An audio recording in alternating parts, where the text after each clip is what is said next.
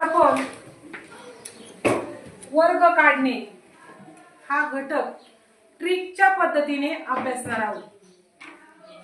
तर आपण पहा, बुद्धिमत्तेचा पेपर सोडवताना गणितामध्ये तर याच्यावर प्रश्न असतातच, पण बुद्धिमत्तेचा प्रश्न सोडवताना देखील 2-4 प्रश्न असे असतात की त्याच्यामध्ये गणिताची क्रिया करावी लागते।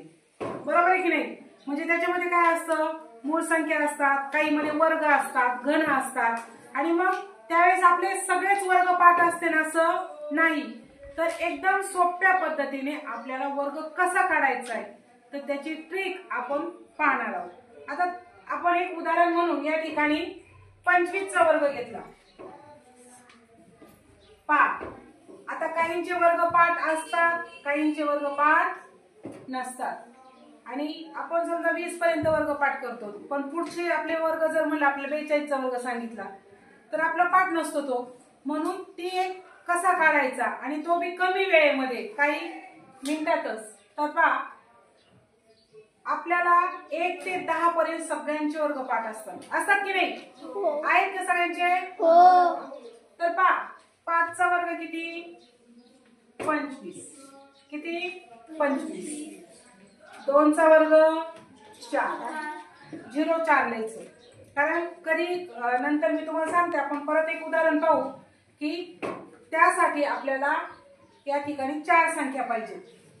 आता काय करायचंय तर पहा, ह्या दोन्हीचा गुणा एकदा वर्ग लिहून घेतले, नंतर दोन्हीचा गुणाकार करायचा आहे। 2 पंचे 10, परत गुणिले 2, 10 दुने 20, आणि एक लक्षात ठेवायचं ते 20 कसे लिहायचे तर एक अंक सोडून लिहायचे, म्हणजे दशक असतात त्याच्या एक अंक सोडून त्या ठिकाणी आलं पाहिजे। हे विसरायचं नाही, नाही तर इथं जर लिहिलं तुम्ही किती करत बसले तरी उत्तर येणार नाही। आणि ह्या दोन्हींची बेरीज करायची। 5 2 2, 4 आणि 2 6। किती कमी वेळेत निघला का नाही वर्ग? 625। आता आपण 22 चा वर्ग घेऊ। 22 या संख्येचा वर्ग काढत असताना या पद्धतीनेच करायचं। आता 2 चा वर्ग किती? 4। पण एकच संख्या आली, बरोबर की नाही? या ठिकाणी 2 संख्या आल्या होत्या, त्या ठिकाणी एकच संख्या आली, म्हणून 0 4 लिहायची। मी तुम्हाला सांगितलं ना, इथे आपल्याला 4 संख्या पाहिजे।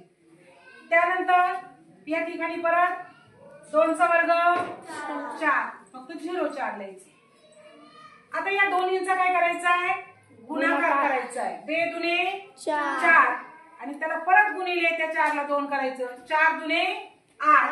आता पहा, या ठिकाणी मी काय सांगितले, एक अंक सोडून लिहायचंय।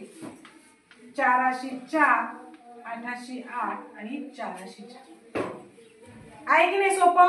हो। म्हणजे अगदी कमी वेळेमध्ये स्पर्धा परीक्षेला आपला असा जर सोप्या प्रश्नाला जर वेळ वाचला तर आपल्याला अवघड प्रश्नाला जास्त वेळ देता येतो। म्हणून अशा पद्धतीने वर्ग काढण्यासाठी त्याची ट्रिक आहे, आणि ही ट्रिक लक्षात ठेवायची।